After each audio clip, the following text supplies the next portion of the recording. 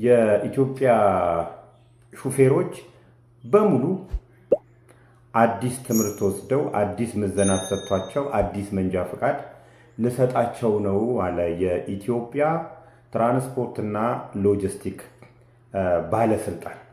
ለዚህ ደግሞ አብሬው ሰራለሁ የሚለን ኤስዲኤስ ሴፍቲ ኤንድ ድራይቪንግ ስኪል የተባለ ድርጅት ነው ብሎናል።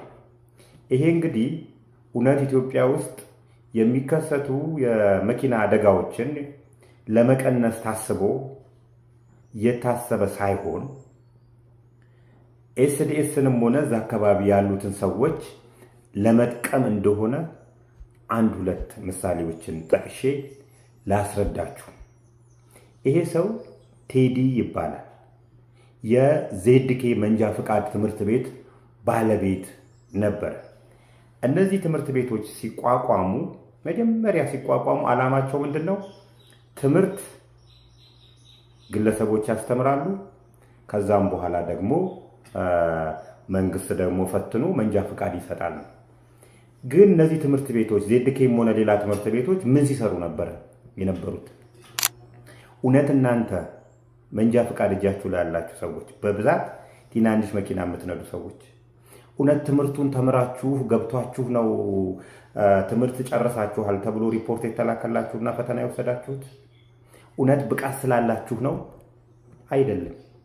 እነዚህ ትምህርት ቤቶችና መንጃ ፈቃድ የሚሰጠው አካል እርስ በራሳቸው ሪሌሽንሺፕ ስለነበራቸው ተነግሮ እንደው ለፈታኙ ይሄን ያህል ለትምህርት ይሄን ያህል ተብሎ ተነግሮ ጉቦ ሰጥተህ መንጃ ፈቃድ ስናወጣ ነበር። ይሄ ምንም የማያጠያይቅ ነው። እንደዛም ሆኖ ግን አልፈሃል ተብሏል። አልፈሃል ማነው ኃላፊነቱን የሚወስደው? እነዚህ ዜድኬ ናቸው ኃላፊነቱን የሚወስዱት።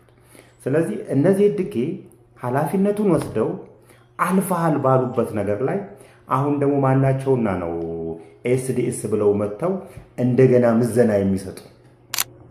ይሄ ነው አሁን አደጋ ለመቀነስና የሹፌሮችን እስኪል ለመጨመር ሳይሆን ገንዘብ ለመሰብሰብ ባለስልጣናትና እንደ ኤስዲኤስ ያሉ ሰዎች ኮላቦሬት እንዳደረጉ ማስተማመኛ የሚሰጥህ ይሄ ነው። ሁለተኛው የተዋለላቸው እንግዲህ የመንግስት መስሪያ ቤቱ መመሪያ ያወጣል፣ ህግ ያወጣል። ሾፌሩ ደግሞ በዛ ህግ ግድ እንትን ማለት ስላለበት ወደ ኤስዲኤስ ይሄዳል። ኤስዲኤስ ሲሄድ ገንዘብ ይከፍላል።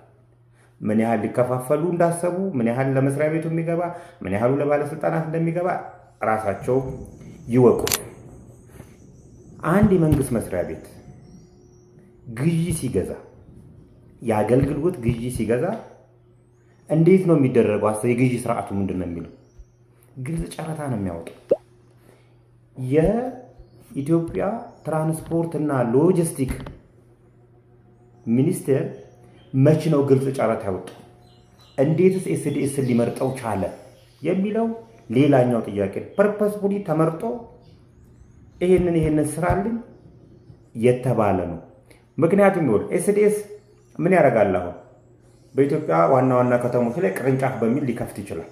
ከዛም በኋላ የተለያዩ ለምሳሌ የጅቡቲ ሹፌሮችን ሊያንገላታቸው የሚችልበትን አግባብ አስቡት። እንግዲህ ጠቅላላ የኢትዮጵያ ሹፌሮች ስራ አቁመው ነው ፈተና የሚፈተኑት፣ ትምህርት የሚወስዱት። ቀስ እያሉ መጀመሪያ የሆነ ነገር ከዛ ቀጥሎ እያረጉ ሊያረጉ ይችላሉ። የማይነጥፍ እንጀራ አገኘ ማለት ነው ኤስዲኤስ። ስለዚህ ከድርሻው ይቀባበላል። ይሄ ነው ዓላማው። ለኢትዮጵያ ሹፌሮችም ታስበው አይደለም።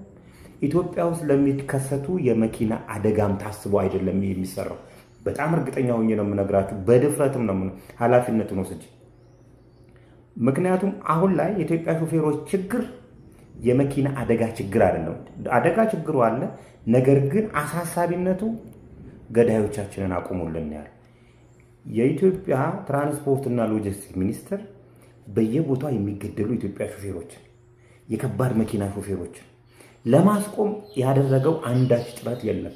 ምክንያቱም ገንዘብ አያስገኝለትማ። ኃላፊነት ቢኖርበትም ገንዘብ ካላስገኝለት የሚሰራበት ነገር የለም። ስለዚህ አሁን ሲምፕሊ ገንዘብ መልቀም ተፈልጓል። እዛ አካባቢ ያሉ ባለስልጣናት ገንዘብ መቀባበል ፈልገዋል። ስለዚህ የጨረታ ህግን ባልተከተለ መልኩ የግዢ ህግን ባልተከተለ መልኩ ለኤስዲኤስ ለተባሉ ከድሮ ጀምረው አብረው ሲሸቅሉ ለመጡ ሰዎች ይሰጣል። የግዢ ህጉን ጥሶ ማለት ነው። ምክንያቱም ኤስዲኤስ እና መሰሎቹ ይተግበር እንኳን ቢባል ኤስዲኤስ እና መሰሎቹ በኢትዮጵያ ገበያ ውስጥ በኢትዮጵያ ግዢ ውስጥ በተለይ የመንግስት ግዢ ውስጥ የመሳተፍ መብት አላቸው። እንዲሳተፉ ደግሞ መንግስት ግልጽ ጨረታ ሊያወጣ ይገባል። ከግልጽ ጨረታ በኋላ ነው ወደ አንድ አቅራቢ ግዢ የሚካሄደው እንጂ ናና ዘመድህን ናና ይሄንን ታረግልኛለህ የሚባል አሰራር በፍጹም ህግን የጣሰ ነው። ሲቀጥል ለኢትዮጵያ ሾፌሮችም ሆነ ለኢትዮጵያ የሚደርስ አደጋ የመኪና አደጋ ለመቀነስ ታስበው ስትራቴጂካዊ ታስበው ፕሮግራም ወጥቶበት ትርፍ ጉዳትና ትርፉ ተሰርቶ ተጠንቶ አይደለም። ይሄ እንትን የወጣው ዓላማው ብር መሰብሰብ ነው። ብር መሰብሰብ፣ ሾፌሮችን ማንገላታት ደንታቸው አይደለም እነሱ።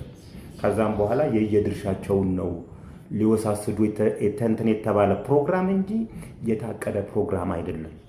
ስለዚህ ሾፌሮች በመብታችሁ በሀገራችሁ መብታችሁን የማስከበር የእናንተ ጉዳይ ነው የሚሆነው። እንረዳዳለን። እንደዚህ አይነት መብትን የሚጥሱ ባለስልጣናትና ባለሀብቶች ለራሳቸው ጥቅም ማግኛ የሚያወጡት ፖሊሲንና መመሪያን ህግን መቃወም ኃላፊነት አለብንና እንቀጥልበት።